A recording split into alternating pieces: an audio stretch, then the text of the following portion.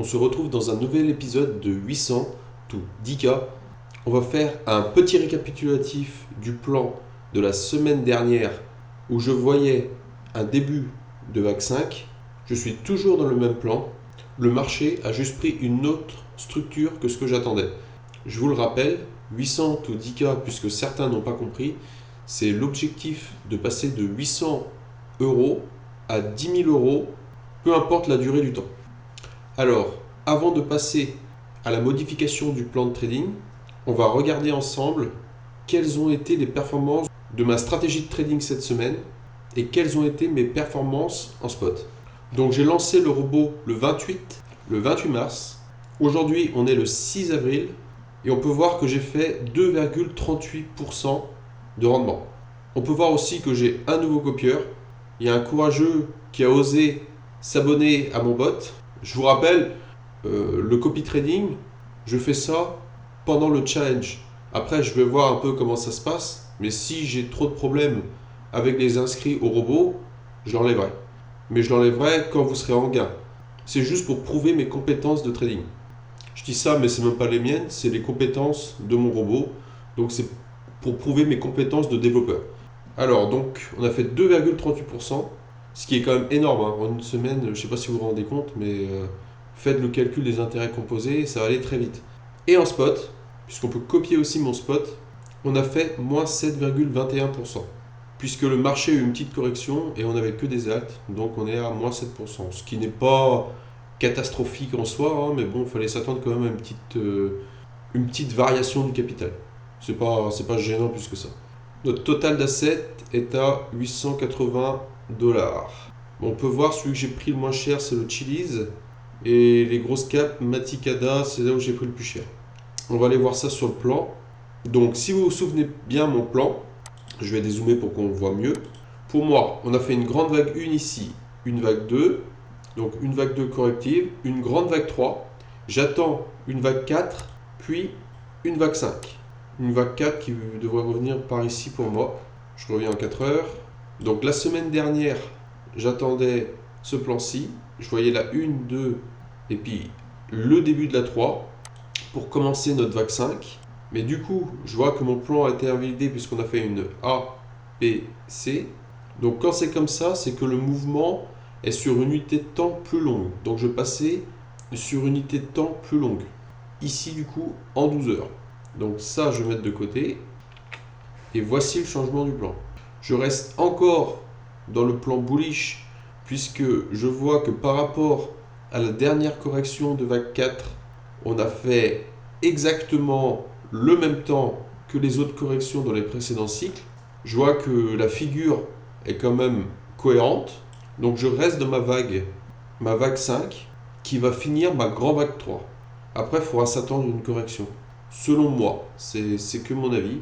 Maintenant, on va aller voir un peu le plan des altcoins. Donc Chili's, on n'a pas changé. Grande vague 1 vers la 2.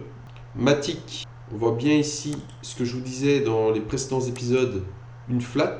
Donc c'est-à-dire A, B, C. C'est-à-dire que le cours est tellement bullish que dans la phase corrective, il a été faire un plus haut. Donc ça, c'est très très bon pour le Matic. Cardano, il a fait sa première vague en 3 vagues. 1, 2, 3.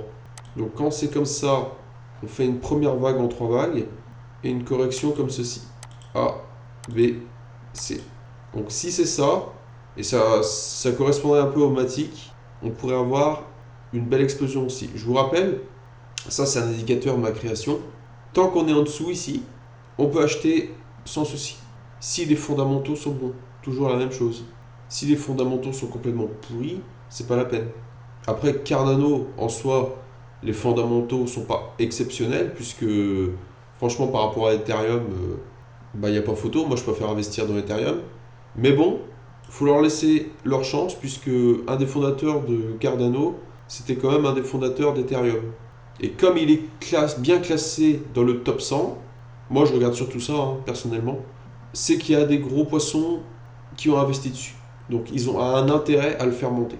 Donc le θ, maintenant qu'on a trouvé notre unité de temps qui est le H12, alors, du coup on peut se dire qu'ici c'était notre grande 1, 2, Et ouais, le θ il est quand même assez bullish, hein.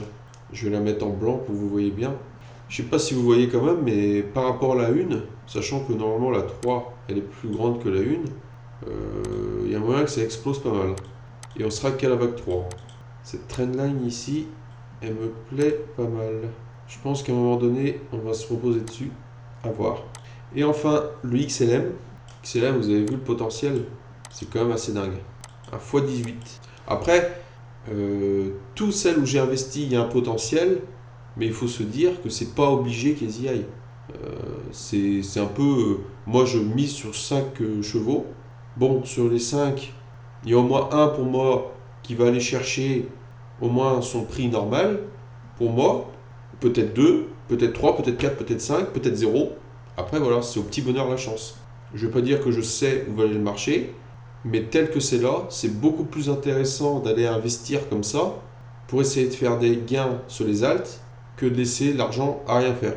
Dans un second temps, quand on sera remonté en gain, ce que je ferai, parce que j'ai mon robot ici, vous voyez avec les lignes là, alors on peut le régler par rapport à la date. Donc moi j'ai dû commencer à investir ici.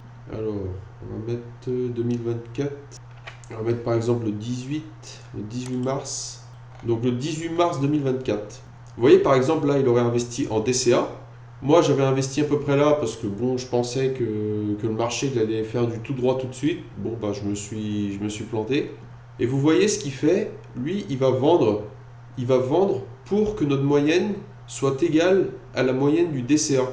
Il essaie de chercher les meilleurs points possibles pour, pour surperformer le DCA et après il va vendre pour que notre moyenne soit égale au DCA. Une fois que je serai en gain, je vais essayer de mettre ce bot là-dessus, comme ça on pourra récupérer des profits pour pouvoir mettre sur d'autres petites altcoins qu'on aura repérées. Je pense que ça mettra aussi un peu de piment au défi, parce que sinon ça va être toujours la même chose toutes les semaines. Ça va pas être forcément intéressant pour vous. Voilà, si cette vidéo vous a été utile, merci de me laisser un like. Et je vous invite à me rejoindre dans le Discord qui est en description et à checker aussi les commentaires. Vous y trouverez des ressources pour améliorer votre quotidien ou peut-être même changer votre vie. Je vous dis à la prochaine. Ciao!